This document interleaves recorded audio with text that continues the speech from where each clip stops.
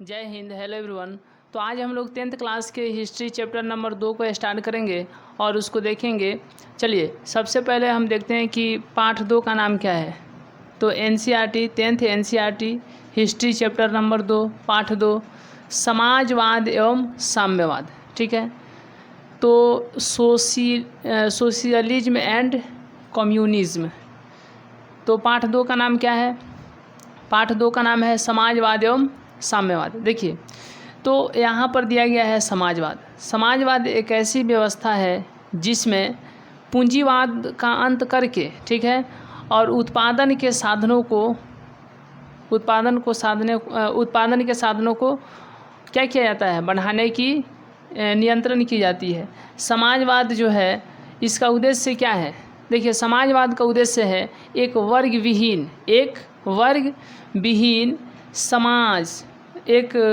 विहीन समाज का स्थापना करना। एक वर्ग विहीन समाज का स्थापना करना किसका उद्देश्य है? तो समाजवाद का उद्देश्य है। एक संधि हुआ था ब्रेस्ट, बहुत इम्पोर्टेंट है, ब्रेस्ट लिटोवस्क। एक संधि जिसका नाम क्या था? ब्रेस्ट लिटोवस्क, यानी ब्रेस्ट लिटोवस्क नामक एक संधि हुआ था जो कि 1918 ईस्वी में हुआ। ये पूछा जाएगा कि यह किन देशों के बीच हुआ था? तो रूस और जर्मनी के बीच। कब? तो 1918 ईस्वी में। देखिए ट्रोट्स्की जो थे ये लेनिन की सरकार में, यानी लेनिन की जिस समय सरकार थी तो उस समय ट्रोट्स्की जो होते थे, ट्रोट्स्की ये विदेश मंत्री थे। किसकी सरकार में? तो लेनिन के सरकार में। विशाल सेना का गठन इन्होंने ही किया। किसने किया?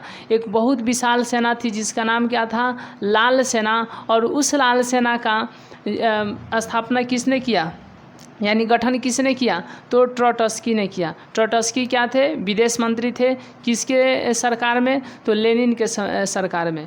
देखिए अब हम लोग पहला क्वेश्चन देखते हैं कि समाजवादी भावना का उदय किस क्रांति के फलस्वरूप हुआ था? फ्रांसीसी क्रांति, औद्योगिक क्रांति, अमेरिकी क्रांति, रूसी क्रांति। देखिए जो समाजवादी की भावना था, यानी समाजवादी भावना का उदय किस क्रांति के फलस्वरूप हुआ था?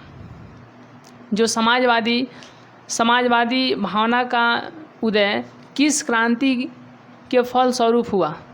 तो वह क्रांति थी औद्योगिक क्रांति थी, यानी औद्योगिक क्रांति के फलस्वरूप। ऑप्शन नंबर बी होगा। देखिए नेक्स्ट क्वेश्चन है कि किस क्रांति के फलस्वरूप पूंजीपति वर्गों द्वारा मजदूरों का शोषण चरमोत्कर्ष पर था? अमेरिकी क्रांति, फ्रांसीसी क्रांति, रूसी क्रांति, औद्योगिक क्रांति। किस क्रांति के फलस्वरूप पूंजीपति वर्गों द्वारा मजदूरों का बहुत ज़्यादा शोषण हो गया?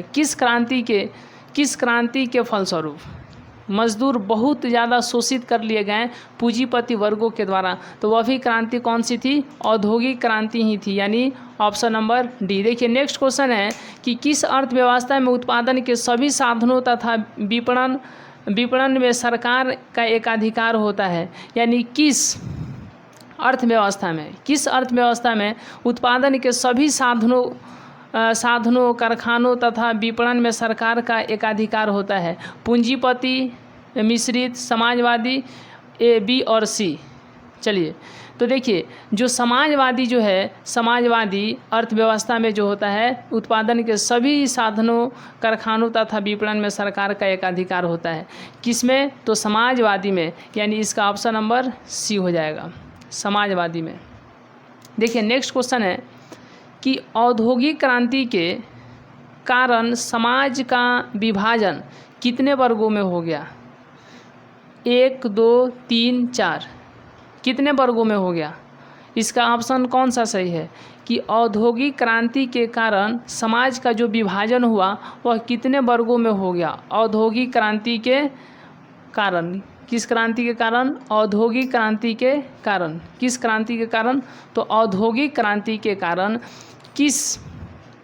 औद्योगिक क्रांति के कारण समाज का विभाजन कितने वर्गों में हो गया? औद्योगिक क्रांति के कारण जो समाज का जो विभाजन था वह कितने वर्गों में हो गया? तो 2 वर्गों में हो गया। किस कारण? किसके कारण? तो औद्योगिक क्रांति के कारण समाज का जो विभाजन था वह 2 वर्गों में हो गया। पहला नहीं होगा और ना ही इसका सी नंबर होगा और ना ही डी। इसका सही जवाब ऑप्शन नंबर बी, यानी 2 वर्गों में हो गया। औद्योगिक क्रांति के कारण समाज का जो विभाजन था वह 2 वर्गों में हो गया। देखिए नेक्स्ट क्वेश्चन हम लोग देखते हैं कि फ्रांसीसी समाजवाद के विकास का जन्मदाता था। फ्रांसीसी समाजवाद का जन्मदाता कौन था? यानी किसने फ्रांसीसी समाजवाद का जन्म दिया? किसने? फूरिये ने, रॉबर्ट ओवन ने, कार्ल मार्क्स ने या सेंट साइमन ने? चलिए, फ्रांसीसी समाजवाद के विकास का जन्मदाता कौन था? फ्रांसीसी समाजवाद के विकास का जन्मदाता कौन था? तो इसका ऑप्शन हो जाएगा सेंट साइमन था, यानी option number D, saint Simon. Option number D, saint Simon था। कौन था? Saint Simon. चलिए अब यहाँ से नेक्स्ट देखते हैं।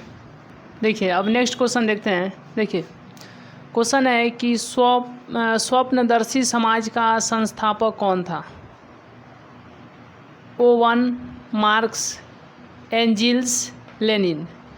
यानी स्वप्नदर्शी समाज, कैसा समाज?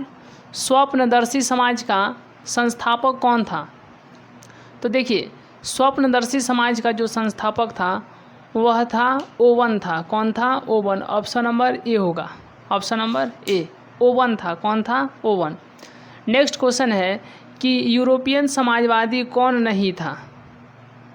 Louis Blanc, Saint Simon, Karl Marx, Robert Owen. कौन नहीं था? यानी यूरोपियन समाजवादी कौन नहीं था?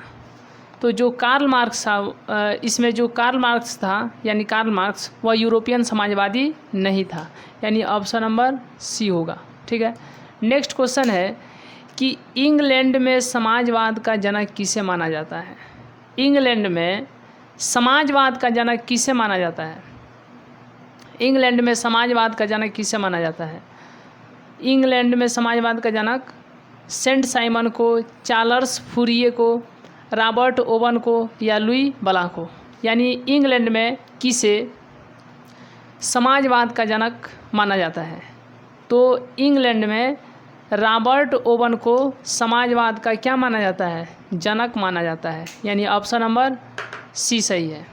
देखिए नेक्स्ट क्वेश्चन है कि कार्ल मार्क्स का जन्म कहाँ हुआ था? कार्ल मार्क्स का जन्म कहाँ हुआ था? जर्मनी में, इंग्लैंड में, फ्रांस में, पोलैंड में।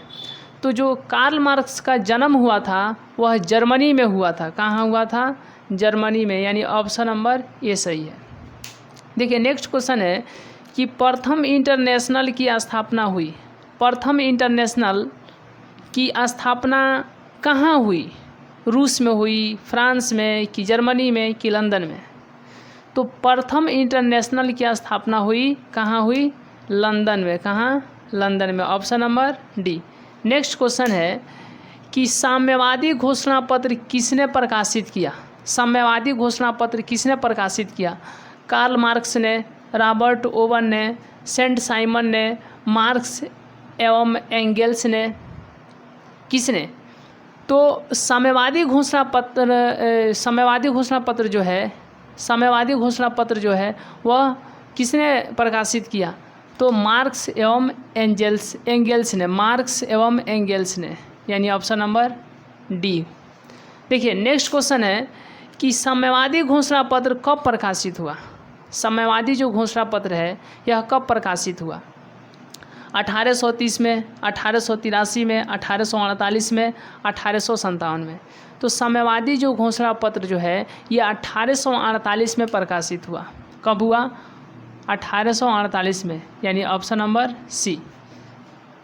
चलिए नेक्स्ट क्वेश्चन है कि 1919 ईस्वी में तृतीय इंटरनेशनल अथवा कॉमिनटर्न की स्थापना कहाँ हुई थी? जेनेवा में, मॉस्को में, पेरिस में, इटली में? बताइए कि 1919 में तृतीय इंटरनेशनल की स्थापना कहाँ हुई थी अथवा कॉमिनटर्न की स्थापना? तो तृतीय इंटरनेशनल कहिए या कॉमिनटर्न, तो कहाँ हुई थी? कहाँ हुई थी? मॉस्को में। कहाँ? मॉस्को में, यानी ऑप्शन नंबर बी। तो 1919 में तृतीय इंटरनेशनल की स्थापना या कॉमिंटर्न की स्थापना कहाँ हुई? तो मॉस्को में हुई 1919 में। जबकि इधर क्या कह रहा है कि प्रथम इंटरनेशनल की स्थापना लंदन में हुई। चलिए अब यहाँ से नेक्स्ट क्वेश्चन है कि वर्ग संघर्ष के सिद्धांत की व्याख्या किसने की थी? वर्ग संघर्ष के सिद्धांत की व्याख्या किसने की थी? Friedrich Engels, Robert Owen, Karl Marx, D होगा इनमें से कोई नहीं। चलिए इसका सही आंसर क्या होगा? देखिए वर्ग संघर्ष के सिद्धांत की व्याख्या की अगर बात है, यदि वर्ग संघर्ष की सिद्धांत की व्याख्या की अगर बात है तो वह किसने की? तो कार्ल मार्क्स ने, यानी option number C. Next question है कि कम्युनिस्ट मैनिफेस्टो का प्रकाशन किस वर्ष हुआ था? कम्युनिस्ट मैनिफेस्टो का प्रकाशन किस वर्ष हुआ था? 1844, 1848, 1864, 1867। देखिए कम्युनिस्ट मैनिफेस्टो का जो प्रकाशन है वो 1848 में हुआ था। कब हुआ था? 1848 में। चलिए इसका स्क्रीनशॉट लेना चाहें तो। अब नेक्स्ट क्वेश्चन है कि अंतर्राष्ट्रीय मजदूर दिवस किस तिथि को मनाया जाता है? अंतर्राष्ट्रीय मजदूर दिवस किस तिथि को मनाया जाता है? देखिए तो इसका ऑप्शन नंबर ए, बी, सी या डी होंगे। देखिए अंतर्राष्ट्रीय मजदूर दिवस जो है वह 1 मई को मनाया जाता है। अंतर्राष्ट्रीय मजदूर दिवस कितने तारीख को? 1 मई को मनाया जाता है। देखिए अब नेक्स्ट क्वेश्चन है कि द्वितीय अंतर्राष्ट्रीय संघ जो है यह द्वितीय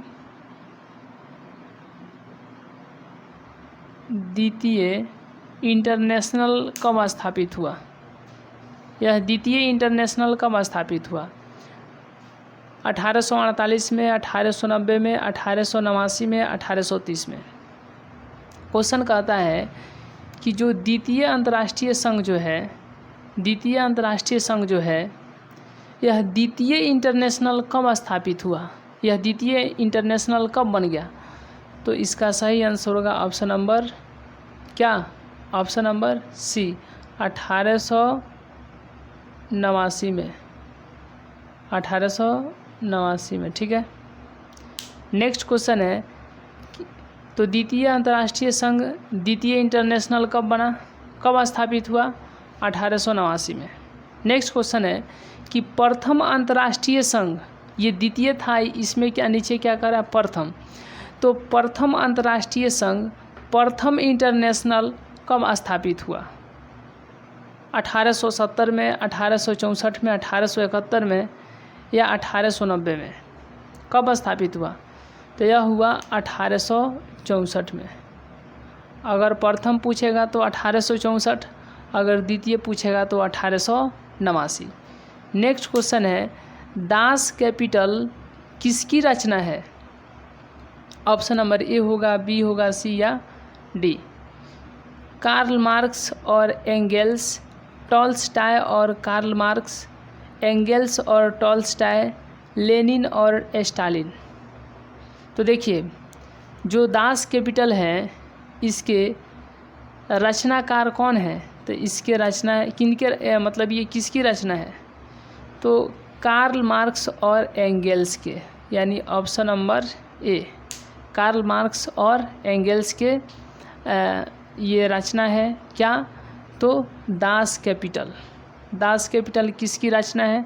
तो कार्ल मार्क्स और एंगेल्स, कार्ल मार्क्स और एंगेल्स। नेक्स्ट क्वेश्चन है कम्युनिस्ट मैनिफेस्टो के लेखक थे। कम्युनिस्ट मैनिफेस्टो के लेखक कौन थे? तो ऑप्शन नंबर ए है मैक्सिम गोर्की, कार्ल मार्क्स और Friedrich Engels. Option number C Karl Marx, option number D Leo Tolstoy. बताइए कि जो कम्युनिस्ट मैनिफेस्टो था उसके लेखक कौन थे? तो उसके लेखक थे कार्ल मार्क्स और फ्रेडरिक एंगेल्स, कार्ल मार्क्स और फ्रेडरिक एंगेल्स। नेक्स्ट क्वेश्चन है, किसे समाजवादियों का बाइबल कहा जाता है? किसे समाजवादियों का बाइबल कहा जाता है? अप्रैल थीसिस को, सोशल कॉन्ट्रैक्ट को, दास कैपिटल को, या कम्युनिस्ट मैनिफेस्टो को? किसे समाजवादियों का बाइबल कहा जाता है? तो दास कैपिटल को समाजवादियों का क्या कहा जाता है? बाइबल कहा जाता है। किसको? तो दास कैपिटल को, option number C. Next question है कि वैज्ञानिक समाजवाद की अवधारणा का प्रतिपादन किसने किया? Robert Owen, Karl marks, Lala Lajpat Rai, Louis block. बताइए कि जो वैज्ञानिक समाजवाद की अवधारणा का प्रतिपादन किया गया वह किनके द्वारा किया गया? यानी वैज्ञानिक समाजवाद की अवधारणा का प्रतिपादन किसने किया? तो कार्ल मार्क्स ने किया। किसने किया? कार्ल मार्क्स ने किया। नेक्स्ट क्वेश्चन है कि कार्ल मार्क्स का जन्म कहाँ हुआ था? जर्मनी में, फ्रांस में, इंग्लैंड में, पोलैंड में? तो जो कार्ल मार्क्स का जन्म हुआ वह जर्मनी में हुआ। देखिए